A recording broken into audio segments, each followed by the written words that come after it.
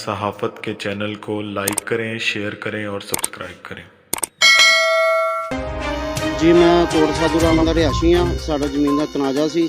असी किनान दा मैं जमीन का मालक हाँ। वो साडे को धक्के नाल खोना चाहते हैं। असी 3 भैन भाई तो सानू कल भी मारिया, परसों भी, अज भी मारिया, मार के साडा अशर कर दिता जी। साडी किनान दा कोई गल नहीं सुनता पिया, लिहाजा साडी हेल्प की। ये ऐसे किनान दा अब्बास ते साडी गल नहीं सुनता, मैनू मारिया तो उन्होंने मैनू अंदर दे दिता जी।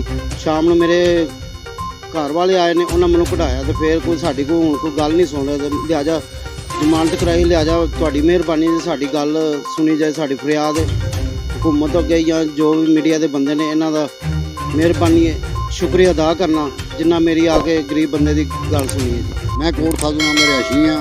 मेरा चाचा साद भाई है। इसका जमीन ये अपनी है। ये जमीन के अपना गया, ये भैनों भी कल कुटिया, अज सुबह इनू कुटिया।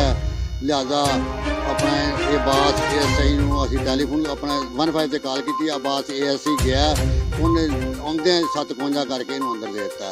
तो यदी कोई रसाई नहीं हुई। जो अपना DPO तक गए हाँ, साड़ी DPO तक सानू किसी ने पहुँचन नहीं दिता।